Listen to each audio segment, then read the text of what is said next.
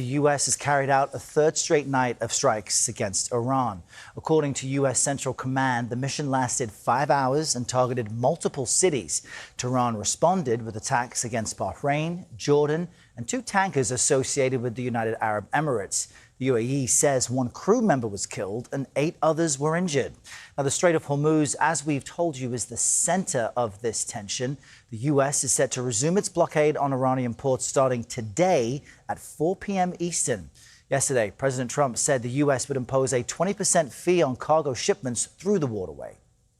I want to be reimbursed because we're protecting a very rich portion of the world. We're spending money. And so what we've done is we are going to be reimbursed for protection. The uncertainty in the Strait is spiking oil prices. Oil futures for U.S. and Brent crude have both jumped above $80 per barrel.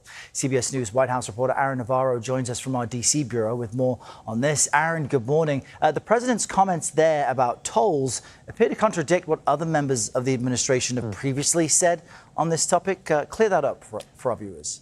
Yeah, that's right. Good morning, Errol. As you heard in that clip, the president framed this 20% fee as a sort of compensation for the U.S. protecting ships in the Strait, though Iran has frequently been able to successfully hit commercial vessels in the Strait in recent weeks. Yesterday, he called the U.S. the, quote, guardian of the Strait, and in an interview with Newsmax, said Iran can, quote, make trouble. They can do things that are not nice, but we, the U.S., control it. How exactly this 20% fee on cargo ships is still unclear, but it stands in direct contradiction of what Secretary of State Marco Rubio said in June. Take a listen to what he said then. No country is allowed to charge tolls or fees on an international waterway. That's existing international law. That's the way it is in international waterways all over the world, and that's the way we expect it'll be here.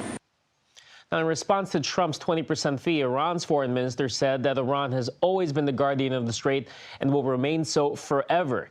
And he added that Trump is right and that whoever provides secure passage of vessels through the Strait should be compensated, but that Iran's fee would be less than 20%. Iran, throughout these negotiations, has been floating potential fees on the Strait of Hormuz, which the U.S. has cited as a red line. But all of this shows that traffic through the Strait is dwindling and that success in peace talks remains far away.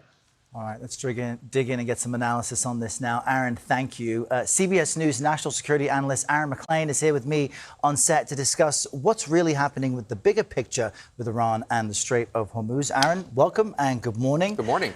So which way is it? You've got both the U.S. and Iran claiming sovereignty over this strait, while both acknowledge that no international law supports any nation setting tariffs to move through said strait. So where do things actually stand? Who is in control? Yeah, so with the reimposition of the U.S. blockade, which we expect to see in the next few hours, the situation in the strait essentially is going to revert to where we were about a month ago before the memorandum of understanding was signed, where you have dueling blockades. There'll be an Iranian blockade, which you can see manifested in the half dozen ships that Iran has shot at and hit over the course of the last week. They've actually shot at a number more, but they've hit 6.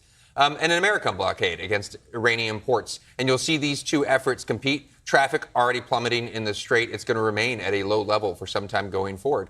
Way down from the levels of 60, 70 ships we saw it get up to about 2 weeks ago. And meanwhile, the clashes are ticking up. President Trump formally told Congress last week hostilities in Iran have resumed. Right. We saw last week, I think, 140 targets that the U.S. hit in Iran, higher than what we saw even months ago. And as you mentioned, energy prices now jumping. So militarily, are we in a quagmire here? Are we stuck as far as the U.S. and its options? Well, we're certainly back at war, and the Iranians certainly show no appetite to back down. I will say one interesting thing about the fighting so far, it is extremely intense. We've certainly seen escalation here over the course of the last week.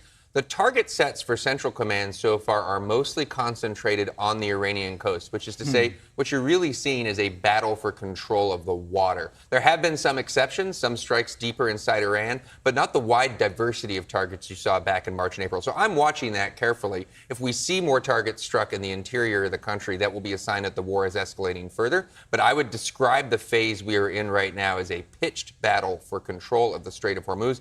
Neither side right now is on top. Meanwhile, U.S. allies in the Gulf are also a part of the mix here. You not just have Iran targeting U.S. bases in Gulf allied nations, but Saudi Arabia is now renewing military action between it and Iranian-backed Houthis in Yemen. What could that mean for the next phase of this whole thing? Because it could spin out of control, so to speak. Of course. And so just because things weren't complicated enough, we've been talking to exhaustion about the Strait of Hormuz in the last few months. Well, there's another critical waterway not too far away. It's called the al-Mandab. It's the path out of the Indian Ocean up into the Red Sea on the way to the Suez Canal. And that's the body of water that the Houthis stand astride. Should things escalate in the Saudi-Houthi conflict, and we've heard the Houthis speak belligerently about this just in the last day or so, you could see renewed Houthi efforts to attack traffic in that critical waterway, which would do nothing good for global energy prices. Now, it's not as critical as the Strait of Hormuz for the simple reason that you can go around it. You can sail around Africa if you want to avoid that waterway. You can't go around the Strait of Hormuz, but it is another complicating factor and a very important one to watch. Makes energy more expensive generally. Aaron MacLean, always great to get your insight. Thanks for being here.